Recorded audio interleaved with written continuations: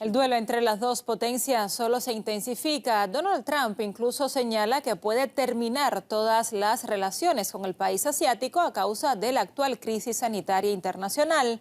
No obstante, la disputa había comenzado mucho antes y fue por cuestiones puramente económicas, según decían en Washington. Pablo Quiroga, ¿cómo estás?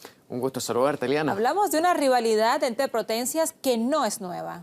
Una realidad que no es nueva, tú mismo lo has mencionado, porque antes de esta pandemia el mundo también tenía y vivía procesos políticos y económicos. Y uno de ellos, por ejemplo, es la guerra comercial que había entre Estados Unidos y China, que mantenía al mundo en vilo, donde ya se sabía, por ejemplo, que estaba afectando a la economía de distintos países con economías abiertas. Y esto continúa incluso en tiempos de pandemia, porque vamos a revisar, y ya hemos visto también incluso cómo Donald Trump ha acusado a China, por ejemplo, del coronavirus, que es culpable, pero también hay cosas económicas que vamos a estar revisando porque ya se dio a conocer a través también de Fox Business, que tuvo acceso a algunos documentos y donde se señala que había ordenado Donald Trump al Fondo Federal de Pensiones que no invierta en acciones chinas. Y estamos hablando porque según ese informe se señala que son alrededor de más de 4.000 millones de dólares en acciones. Pero también esto es polémico porque, por ejemplo, Donald Trump no tiene control directo sobre la Junta Federal de Inversiones de Ahorro. Entonces, la pregunta está, ¿qué es lo que está buscando Donald Trump en esto? Te invito a revisarlo de parte de uno de nuestros analistas internacionales que está en México. ¿Qué busca el señor Trump? Bueno, lógicamente uno es buscar responsabilidades de países como China en el contexto del COVID-19, número uno. Número dos, restar capacidades económicas a China, cerrando mercados e imponiendo futuras tarifas arancelarias. Y número tres, pues es parte de esta nueva gobernanza internacional en la cual el señor Trump utiliza lo que está aconteciendo en el mundo y trata de tener un equilibrio de poder a través del reflejo de su carrera presidencial. Interesante este análisis, sí, Pablo, pero hay que decir que se espera una reacción, una respuesta por parte de Pekín. Exactamente, ya hemos visto distintas declaraciones también rechazando todas estas acusaciones de Donald Trump. China no ha estado en una posición pasiva y de hecho, según medios también en ese país, destacan que posiblemente se estaría considerando romper esta tregua que ya fue firmada, por ejemplo, la primera fase en enero de este año.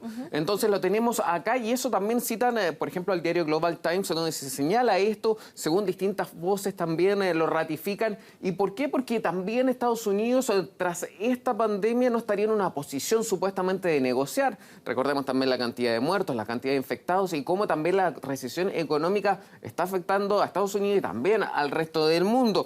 Pero también esto no es lo único, porque lo que se sabe hasta ahora es que también Estados Unidos intentaría buscar otros métodos y, por ejemplo, en Reino Unido un medio también señala que el gobierno de Trump ha estado presionando en privado a ese país, a esa nación, en las negociaciones comerciales para que escoja entre Estados Unidos o China. Difícil decisión, difícil respuesta. Y es porque también esto es súper clave, porque son más palabras, más acusaciones que también acciones. Todavía no hay nada en concreto, nada directo. Pero también llama la atención porque el acuerdo, esa primera fase, contempla un monto importante en dinero. Hablamos de importaciones que estaría comprando China a Estados Unidos por un monto aproximado de 200.000 millones de dólares. Esto es súper clave. Entonces, ahí viene la pregunta sobre quién se vería más perjudicado con esto. ¿Seguirá el acuerdo, esta primera fase del acuerdo comercial entre Estados Unidos y China tras la pandemia? También se lo quisimos preguntar a un economista en Washington y esto fue lo que nos dijo. Un mensaje al mundo de que la administración y el gobierno de China está con las manos abiertas y está dispuesto a importar y consumir productos de Estados Unidos y de esa forma pues ponen las cartas en la mesa. Y la administración de Estados Unidos de nuestro presidente Donald Trump es el que se ve en esta en este juego como el que no quiere trabajar y dialogar y llegar a un acuerdo. Estamos hablando, Pablo, de las dos principales economías del planeta y, por supuesto, esta rivalidad repercute en otras naciones. Exacto, repercute en otras naciones y no necesariamente para bien. De hecho, ya un organismo de la ONU ha dicho que el comercio mundial bajará y ya lo pronosticó para este trimestre, que es de abril a junio de este año, y planea que bajará un 27% el comercio mundial. Esto es casi un tercio y hay que estar muy atento a todo lo que está pasando, porque ya hemos hablado que esta pandemia está trayendo costos muy grandes a la economía y que ya estamos en una recesión, así que no sabemos cómo será el futuro. Así que estaremos atentos a cómo se desarrolla esta guerra y esta tregua comercial entre Estados Unidos y China. Nos da noticias cada minuto esta rivalidad entre Exacto. Washington y Pekín. Gracias, Pablo, por la información.